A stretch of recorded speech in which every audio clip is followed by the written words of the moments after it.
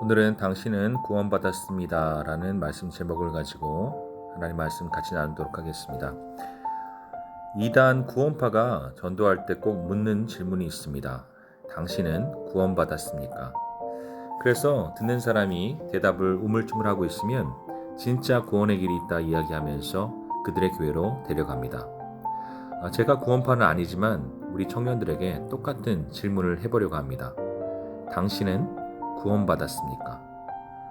그런데 우리 청년들뿐만이 아니라 교회를 다니는 성도들도 이와 같은 질문에 바로 자신 있게 대답하는 사람은 많이 없습니다. 그리고 그 이유가 있습니다. 그것은 구원에 대해서 하나님이 베푸시는 그 구원에 대해서 잘 모르기 때문입니다. 그래서 오늘은 구원에 대해서 중요한 질문, 오늘 본문 말씀과 같이 우리가 구원받은 것을 어떻게 확신할 수 있는가에 대해서 말씀을 나누고자 합니다. 그럼 첫 번째로 구원은 무엇인가? 좀 더 구체적으로 구원은 어떻게 받는 것인가? 한번 말씀을 알아보겠습니다. 이 세상에 구원을 받기 위해서 애쓰고 수고하는 종교는 우리 기독교뿐만이 아니라 세상의 많은 종교들도 구원을 받기 위해서 애쓰고 노력합니다. 그리고 그 많은 종교들 가운데 아주 중요한 공통점이 있습니다. 그것은 구원받기 위해서, 그 구원을 이루기 위해서 내가 애쓰고 수고하고 노력해야 한다는 점입니다. 불교는 우리 청년들 그래도 잘 아는 종교니까 이슬람교 이야기를 좀 해보면, 여러분, 이슬람교 경전이 있습니다. 꾸란이라는 경전이 있습니다. 그런데 그 꾸란에서 가장 강조하는 것이 있습니다. 그것은 소위 구원의 길이라 불리는 이슬람 율법과 계명입니다. 전에 캐나다 어학연수 갔을 때 팔레스타인에서 온 친구가 하나 있었습니다. 집에 초대해서 놀던 중에 갑자기 그 친구가 블랭킷을 달라고 부탁하는 겁니다. 그리고 그 이유는 이제 기도 시간이 돼서 메카 방향으로 이불을 깔고 기도해야 하기 때문이라고 그 친구가 말했습니다. 솔직히 그때 그 신앙에 대한 진심에 조금 감동이었는데 지금 와서 생각해보면 그 친구가 다 그런 이유가 있었던 것입니다. 왜냐하면 그 구원의 길 율법 안에 하루에 5번 메카를 향해 기도하라 있기 때문에 구원받으려면 그렇게 매일매일 기도해야 하기 때문입니다. 그리고 또 하나 중요한 율법이 있습니다. 모든 이슬람 교도들은 구원받기 위해서 라마단, 이슬람의 중요한 절기 때에 금식하며 거룩하게 꼭 지켜야 합니다. 그리고 여러분 전에 혹시 이런 뉴스 보았을지 모르겠습니다. 요즘 그 찜통 더위 때문에 정말 힘든데 그렇게 사우디아라비아 이슬람 성지 메카에 수많은 이슬람 교도들이 몰려서 사람들이 압사당하고 더위에 실신해 죽기도 하는 사건이 일어났다는 뉴스입니다. 그런데 궁금합니다. 왜 그들은 그렇게 길을 쓰고 메카로, 그 더운 나라로 성지 순례를 가려 하는가? 이유는 간단합니다. 그것이 그 꾸란, 구원의 길 안에 나와 있는 율법이기 때문입니다. 그렇게 성지 순례를 해야만 천국에 가기 때문에 오늘도 수많은 이슬람 교도들은 메카로 성지 순례를 떠나는 것입니다. 그런데 이는 비단 다른 종교의 이야기만이 아닙니다. 예수님의 시대에도 이와 같이 하나님을 섬긴다는 사람들이 있었습니다. 그들은 유대인의 율법 교사인 바리새인들, 서기관들이었습니다. 그들은 하나님의 율법을 공부하고 연구하고 또한 아는 것에서 그치는 것이 아니라 또한 철저히 지켰습니다. 그런데 그 이유는 무엇입니까? 구원받기 위해서. 그런데 이런 생각이 들 수 있습니다. 아니 목사님, 그렇게 사는 것이 무슨 잘못입니까? 그렇게 율법과 계명을 지키며 사는 것이, 그래서 그것으로 구원받는 것이 무슨 문제입니까? 여러분, 결론부터 말하자면 큰 문제입니다. 첫 번째 문제는 그 구원의 길은 자기 의가 충만한 교만의 길이기 때문입니다. 그 구원의 주체는 하나님이 아닙니다. 신이 아닙니다. 그 구원의 주인공은 바로 나인 것입니다. 그래서 내가 선해서, 내가 착해서, 내가 의로워서, 내가 거룩해서, 결론으로 내가 다 잘해서 그렇게 구원받게 되는 것입니다. 그래서 그 길 가운데는 감사가 없습니다. 그 길 가운데는 감격이 없습니다. 그 길 가운데는 은혜가 없습니다. 단지 나의 의로 말미암은 요구만이 있을 뿐입니다. 하나님, 내가 이렇게 했는데 왜 복 안 주시나요? 하나님, 내가 이렇게 예배 안 빠지는데 왜 제 말 안 들어주시나요? 하나님, 내가 이렇게 봉사도 많이 하는데 왜 제 길 안 열어주시나요? 내가 이렇게 기도 많이 하는데 왜 하나님 저 안 도와주시나요? 그리고 하나님의 응답이 시원치 않을 때, 그 응답이 만족스럽지 않을 때 바로 실망하고 하나님을 불평하고 원망하게 되는 것, 그것이 자기 의로 얻는 구원의 가장 큰 특징인 것입니다. 그리고 거기에 더해서 이와 같은 구원의 길에 더 본질적인 문제가 있습니다. 우리 로마서 말씀 함께 읽어보겠습니다. 로마서 3장 10절부터 12절 말씀입니다. 기록된 바 의인은 없나니 하나도 없으며 깨닫는 자도 없고 하나님을 찾는 자도 없고 다 치우쳐 함께 무익하게 되고 선을 행하는 자는 없나니 하나도 없도다. 그리고 그 가장 큰 증거가 이 말씀을 한 본인 자신, 사도 바울 자신입니다. 여러분, 사도 바울은 얼마나 위대한 사도입니까? 교회에서 성인으로 추앙받는 그도 이와 같이 고백하였습니다. 로마서 7장 21절부터 24절 말씀입니다. 그러므로 내가 한 법을 깨달았노니 곧 선을 행하기 원하는 나에게 악이 함께 있는 것이로다. 내 속사람으로는 하나님의 법을 즐거워하되 내 지체 속에서 다른 한 법이 내 마음의 법과 싸워 내 지체 속에 있는 죄의 법으로 나를 사로잡는 것을 보는도다. 오라, 나는 공고한 사람이로다. 이 사망의 몸에서 누가 나를 건져내랴. 성인과 같던 사도 바울도 고민하였습니다. 하나님이 주신 그 말씀대로, 그 율법대로 온전히 살지 못함을 사도 바울도 고통스러워하였습니다. 그리고 이 사도 바울의 고백을 통해서 우리가 알 수 있는 우리 삶의 불편한 진실이 있습니다. 한번 따라해 보기 바랍니다. 우리는 죄인이다.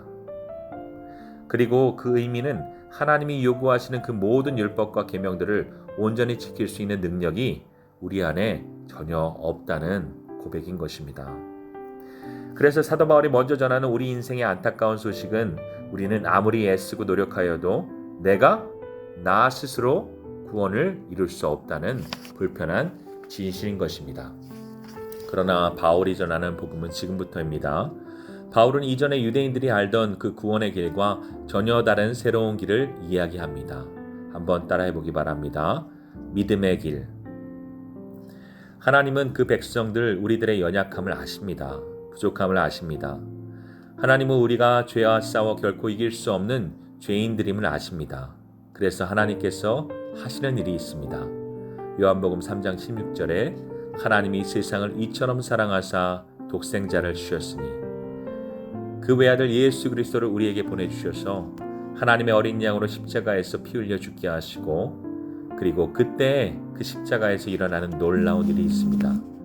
우리의 모든 더러운 죄를 예수님께서 다 짊어지시고, 그리고 그 모든 죄는 그 십자가에서 예수님과 함께 심판을 당하게 되는 것입니다. 그리고 동시에 우리에게 일어나는 더 놀라운 기적이 있습니다.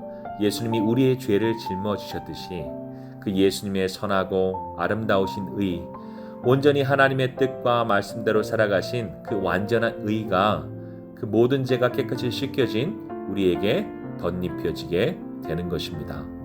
그래서 이제 우리는 하나님 앞에서 죄인이 아니라 하나님께서 사랑하시고 즐거워하시고 기쁨으로 구원하셔서 기꺼이 천국 백성 되게 하시는 참 의인이 되게 하시는 것입니다. 그리고 이 믿음의 길, 하나님께서 베푸신 구원의 길에 가장 큰 특징이 있습니다. 그것은 그 구원을 위해서 내가 한 것이 하나도 없다는 것입니다. 모든 일은 다 하나님이 하시고 다 하나님이 이루셨다는 것입니다. 그래서 그것에 대해서 그 구원을 우리는 이렇게 말합니다. 은혜입니다. 하나님께서 아무런 값 없이, 아무런 수고 없이 거저 선물로 주신 구원, 은혜라 우리는 말하는 것입니다. 그리고 이것이 다른 어떤 종교, 스스로 애쓰고 수고해 얻는 구원의 길과 전혀 다른 우리 기독교의 구원의 길, 은혜로 받는 구원의 길인 것입니다. 그런데 여기까지 다 하나님이 하셨지만 우리가 해야 하는 일이 딱 하나 있습니다. 요한복음 1장 12절 말씀 제가 읽겠습니다.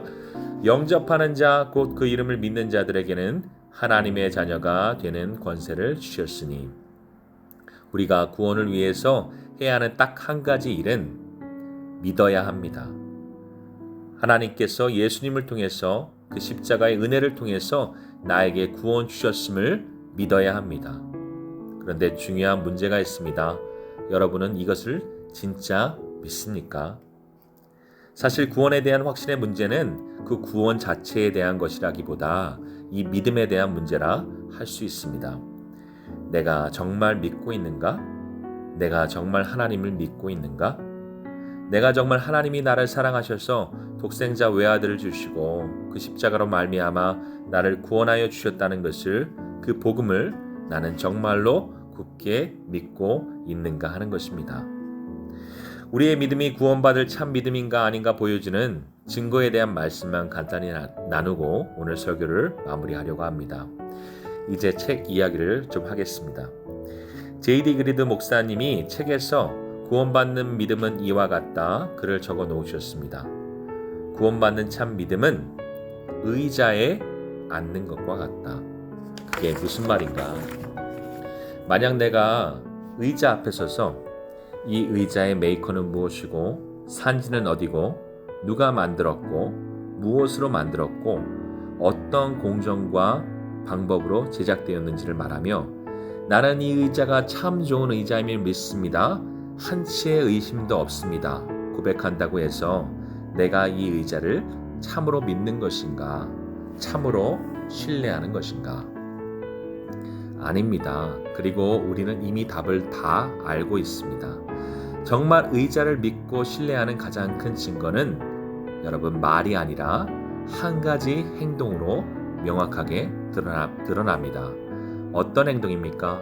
이제 그 입을 다물고 그 의자에 온 몸무게를 실어 털썩 앉으면 됩니다. 그렇게 나의 모든 몸을 그 의자에 던져 의자에 나를 의지하여 앉는 것이 내가 그 의자를 정말 믿고 신뢰하는 가장 큰 분명한 증거가 되는 것입니다. J.D. 그리드 목사님은 우리가 하나님을 믿는다는 것, 예수님을 향한 참 믿음을 가진다는 것도 그와 같다고 말합니다. 우리는 연약하고 부족하여 실수할 수도 있고 또 죄에 넘어질 수도 있고 실패할 수도 있지만 그럼에도 불구하고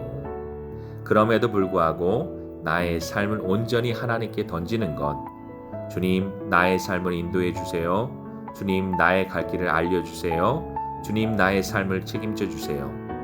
그리고 그렇게 주님 말씀하신 대로 성령으로 깨닫게 하신 대로 살려고 애쓰고 수고하고 씨름하는 그와 같은 우리 성도의 거룩한 일상이 오늘 우리가 참 믿음을 가지고 있는가, 참 구원받은 하나님의 백성인가 증명하는 가장 확실한 증거가 되는 것입니다. 여러분 가운데 의자에 앉았지만 아직 그 다리에 힘을 빼지 못하는 사람들이 있을 줄 압니다. 그렇게 마치 벌서는 것과 같이 여전히 두 다리에 힘을 빼지 못하고 일어선 것도 아니고 앉은 것도 아니고 어정쩡하게 힘들게 서 있는 사람들이 있을 것입니다. 축복하는 것은 우리 모든 청년들 오늘 힘겹게 버티고 있는 그 두 다리에 힘을 다 빼기를 소망합니다. 우리의 몸과 마음, 우리의 삶의 모든 무게를 온전히 하나님께 맡기고 우리의 삶에 흔들리지 않는 반석이 되시는 하나님 안에서 참 쉼을 누리는, 참 평안을 누리는 우리 모든 청년들의 참 복된 삶이 되기를 주님의 이름으로 축복합니다.